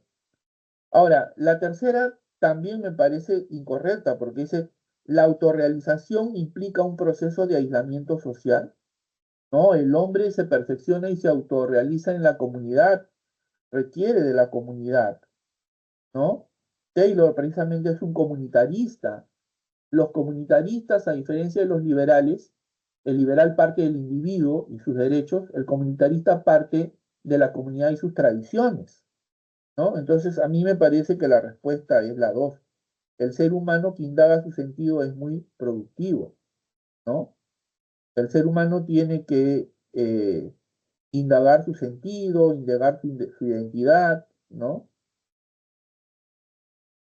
Si es que quiere autorrealizarse, ¿no? No sé si he satisfecho tu inquietud, Audi. Sí, profesor, justamente yo había marcado porque, bueno, piden las falsas, entonces sería uno y 3. Yo había marcado en este caso la clave B, pero me sale como si fuera, o sea, aquí me marca que la clave es la D, que dice solo uno. De todas ¿Solo formas, le tres? envío solo uno. Ah, solo uno. Le envío ahí el solucionario a ver si me lo podría facilitar, por favor. A ver, claro.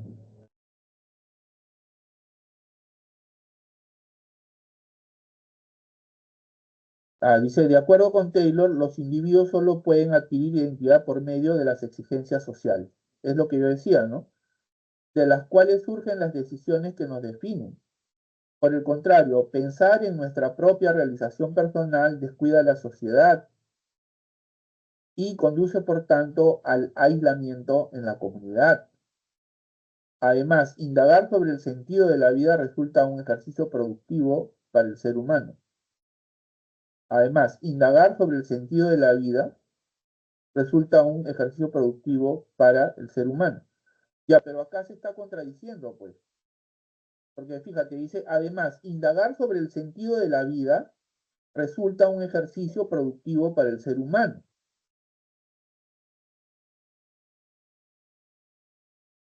¿Me entiendes?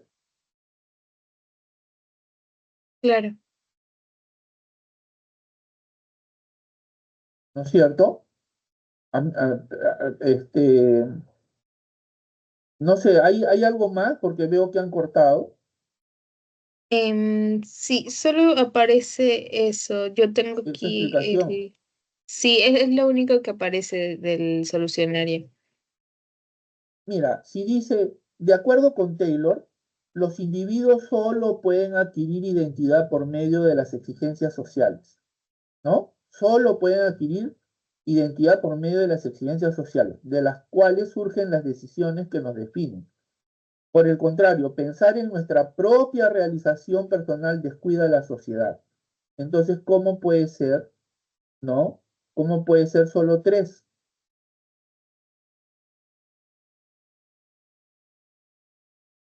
Claro, entonces la clave sería 1 y 3, ¿verdad?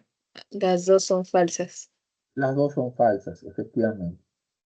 Ah, ya, es que acá decía, claro, pues es lo que yo te estoy diciendo, ¿no? Que la uno y la 3 son falsas. Es lo que yo te decía.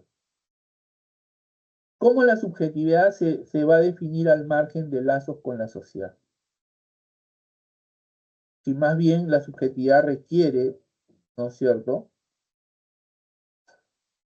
de la sociedad. Claro, justamente por ello también yo había considerado esa clave, pero se me hacía raro porque marcaba que era otra. Gracias, profesor. Listo, gracias. ¿Tienes alguna otra pregunta, Audrey?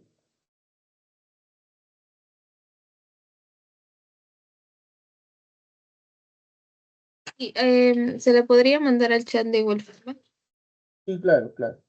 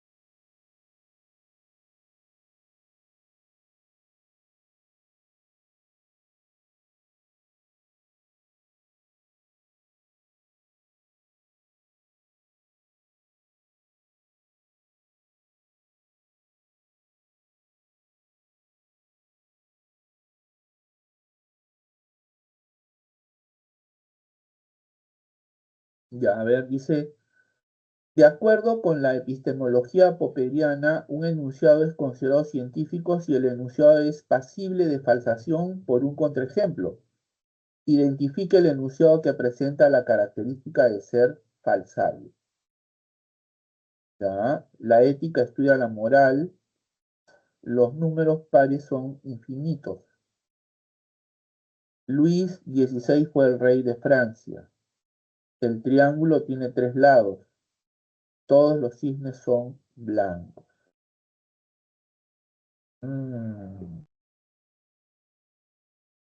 ¿Ya?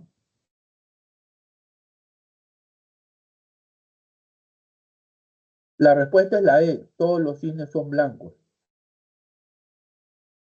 Porque para Popper, los, los, este, los enunciados científicos tienen la forma todo es P, ¿no? Todo es P. O sea, todos los cisnes son blancos, todos los S son P.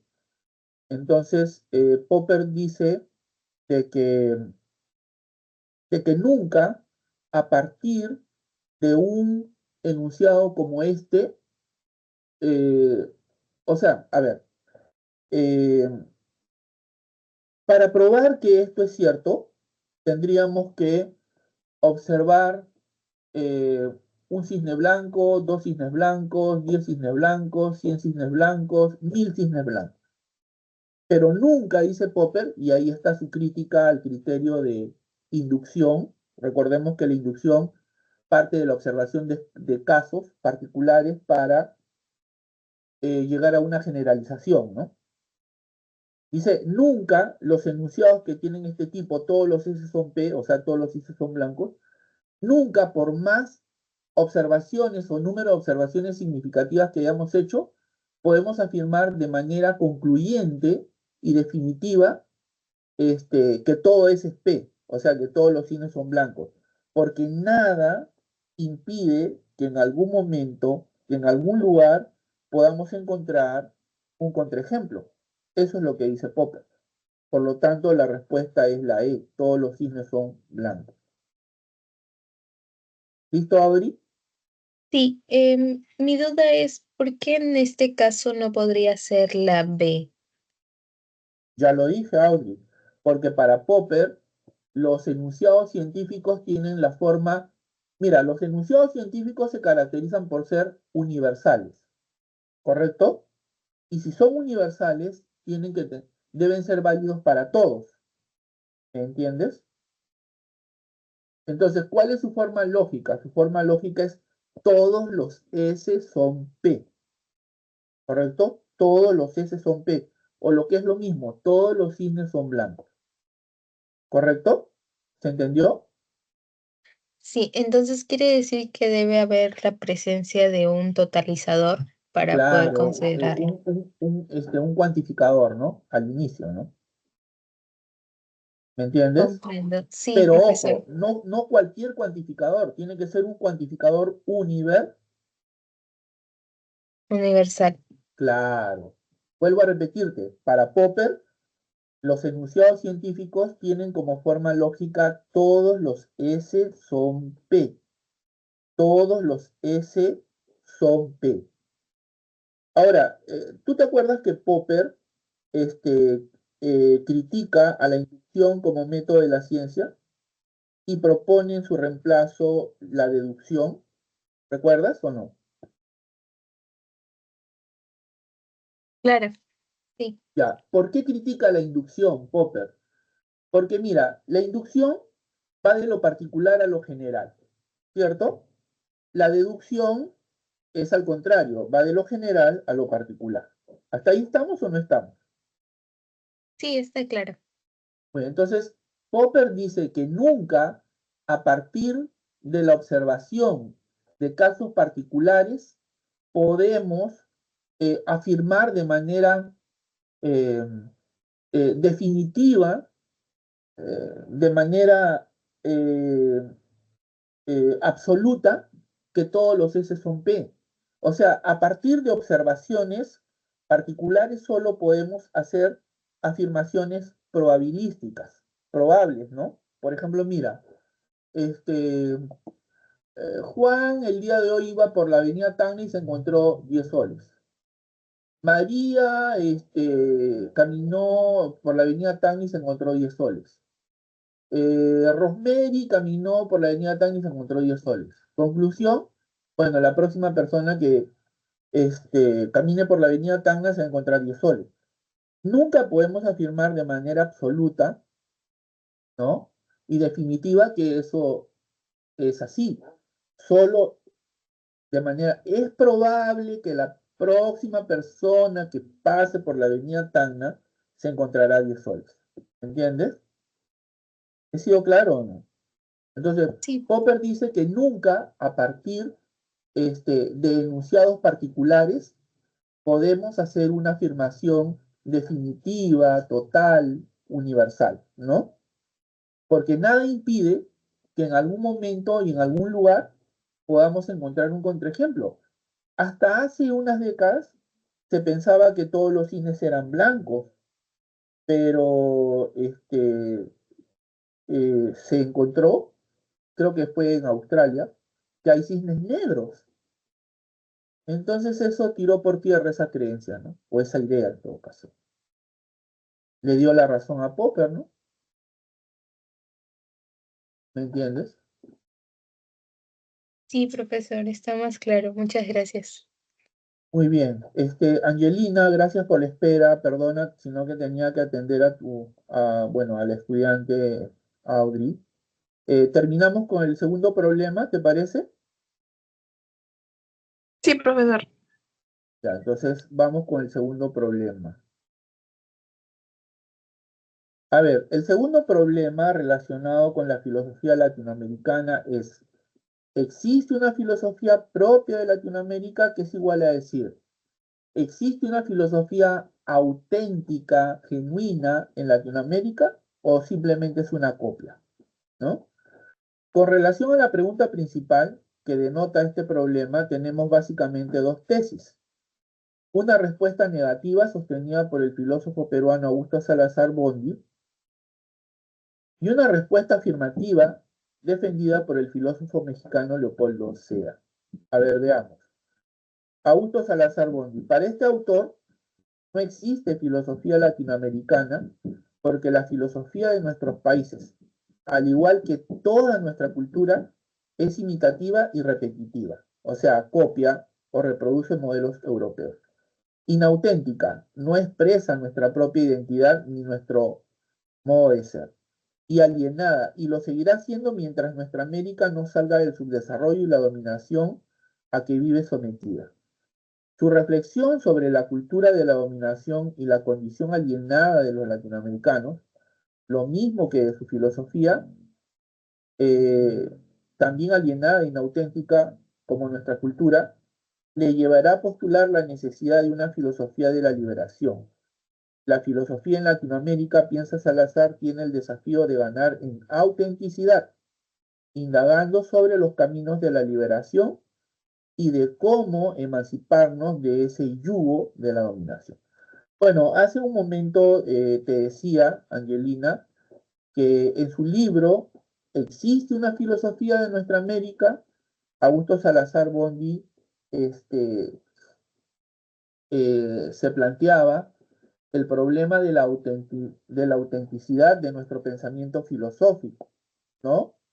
Con una clara respuesta negativa, ¿no? Él decía, no, no tenemos una filosofía auténtica, no tenemos una filosofía genuina. Nuestra filosofía es y ha sido imitativa, repetitiva, inauténtica, alienada. ¿Por qué? Porque no solo nuestra filosofía, sino toda nuestra cultura es una cultura subdesarrollada, dominada, ¿no? No vamos a poder producir una filosofía auténtica, genuina, hasta que no salgamos, hasta que no acabemos con ese carácter de dominación, con ese carácter de dependencia, con ese carácter subdesarrollado que presenta nuestra cultura, ¿no? El filósofo mexicano Leopoldo Sea le respondió a Salazar en su obra La filosofía latinoamericana como filosofía sin más. A ver, veamos, dice, para este filósofo mexicano, la filosofía latinoamérica no ha sido imitación de la europea, sino que ha adaptado las ideas a su propia realidad. Por tanto, es auténtica al ser una reflexión sobre la propia circunstancia. Claro, lo que dice Sea es de que este, la filosofía no es auténtica porque dé respuesta a preguntas exóticas. El prefijo ex quiere decir fuera, ¿no? O sea, a preguntas alejadas de nuestra realidad, ¿no? Que no tienen que ver con nuestra realidad. Todo lo contrario, la filosofía es auténtica cuando da respuesta a problemas surgidos de nuestro propio contexto, de nuestro propio espacio, de nuestra propia realidad. Y en ese sentido, Leopoldo Sea decía que la filosofía latinoamericana ya es auténtica desde hace mucho tiempo. Por ejemplo, cuando los prohombres de la independencia, ¿no? Trataban de dar una respuesta, a ver, ¿seguimos siendo colonia o, este, o rompemos lazos con los europeos? Acabamos con la dominación impuesta por los europeos, ¿no? Ahí estaban tratando de dar una respuesta a un problema surgido de nuestra propia realidad y por lo tanto, según Sea, estaban haciendo filosofía auténtica. O sea, para él, la filosofía latinoamericana no ha sido inauténtica, ya que ha tratado de adaptar la filosofía europea, pero a su propia circunstancia, ¿no? A su propio contexto, a su propia realidad. ¿Correcto? Muy bien, eso es lo que puedo decirte en relación a tu pedido, Angelina. Espero que haya sido claro. No sé si tienes alguna duda más. No, profesor, más bien muchas gracias por resolver mis dudas. No, gracias a ti por tu paciencia. Y bueno, ahora voy a atender a Edwin Figueroa. Edwin, buenas noches ya. ¿En qué te puedo servir?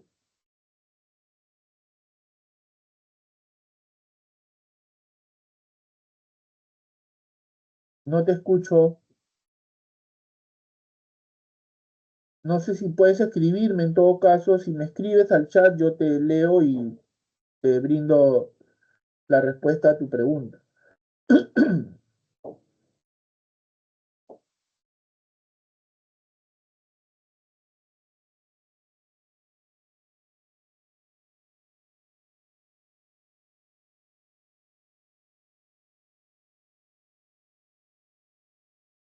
Buenas, tengo una duda respecto a Hegel.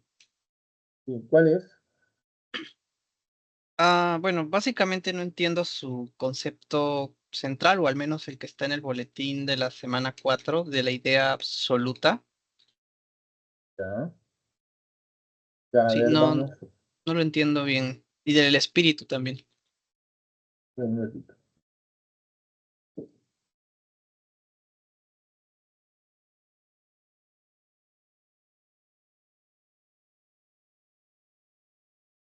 Un ratito, por favor, ¿ya?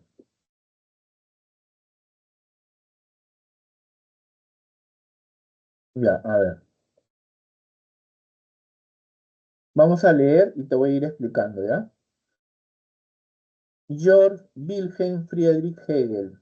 Su filosofía representa un sistema deductivo. Un sistema deductivo porque a partir de la razón se pueden deducir todas las cosas, ¿no? A partir de la razón. De la razón se deduce todo lo que acontece, ¿no? Cuyo objetivo es alcanzar la idea absoluta, o sea, el conocimiento absoluto, ¿no?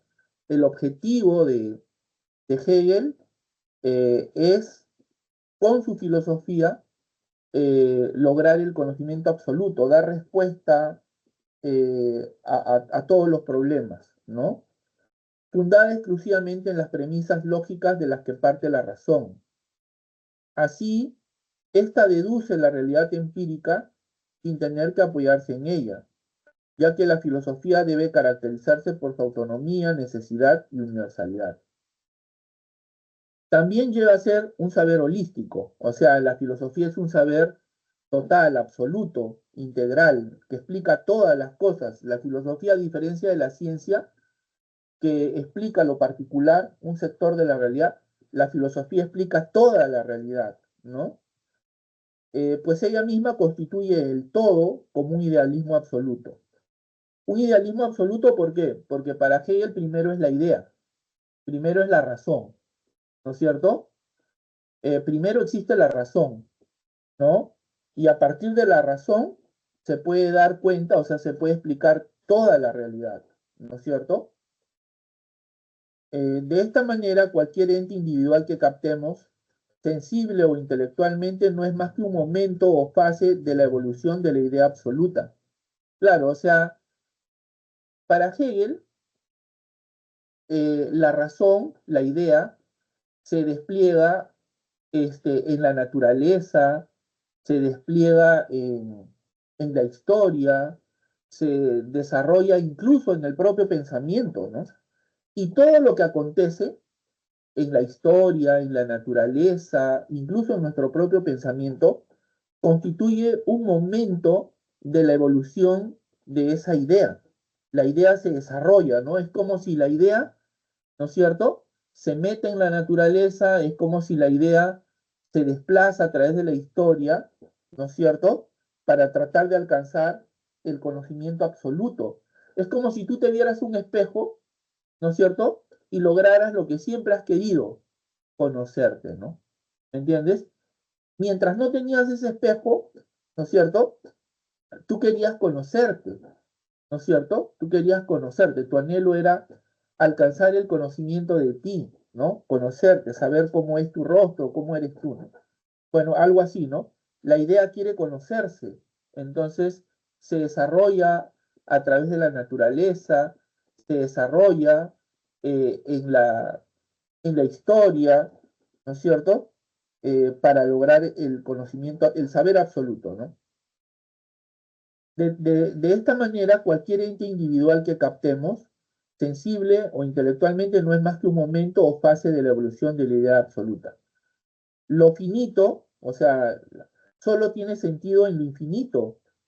Todo cuanto existe es constituyente, pues, de la idea absoluta, de manera que ésta deja de ser algo trascendente o separado del mundo para llegar a ser la totalidad sintética de los entes, ¿no? Bueno, hay quienes han interpretado a la idea absoluta como Dios, ¿no? O sea, dicen que cuando Hegel habla sobre la idea, en realidad está hablando acerca de Dios. Acuérdate que Platón también, ¿no?, decía de que la verdadera realidad la conforman las ideas que viven en su propio mundo, ¿no? Bueno, a diferencia de Platón, Hegel, ¿no? No cree que la idea vive en otro mundo, sino que la idea, ¿no es cierto? La idea sale de sí y se despliega, se desarrolla a través de la naturaleza, ¿no? A través de la historia. Y cada cosa que ocurre en la naturaleza, cada cosa que ocurre en la historia, constituye un momento en el desarrollo de esta idea, que anhela alcanzar el saber absoluto, ¿no? Por eso decía, lo finito, o sea, cada acontecimiento, es parte de lo infinito, ¿no? O sea, de la totalidad. Hegel concibe la realidad como un desarrollo dialéctico o movimiento incesante que transcurre por necesidad. Por lo tanto, sea en el ámbito de la naturaleza, en el del orden social, nada de lo acontecido es contingente, casual o injusto. El espíritu absoluto es la conciencia de todos que han creado la realidad. De esto se deduce que todo lo real es racional y todo lo racional es real, porque la razón puede explicarse cualquier realidad existente y porque toda idea original en la razón posee realidad. Claro, o sea, Hegel, al igual que Heráclito en la antigüedad, pensaba que toda la realidad está cambiando, ¿no? Cambia, todo cambia, ¿no? Lo único real es que todo cambia, ¿no? Pero la dialéctica hegeliana, eh, digamos, concibe que los cambios no ocurren de manera azarosa, sino que tienen una lógica, ¿no? Primero son tesis, después antítesis y después síntesis. Por ejemplo, si observamos un cambio en el mundo natural, ¿no? A ver, nos vamos al campo y observamos un fruto en un árbol. Bueno, ahí está la dialéctica, porque ese fruto, ¿no? Proviene de un árbol que inicialmente fue una raíz, ¿no es cierto? Una semilla en todo caso, ¿no?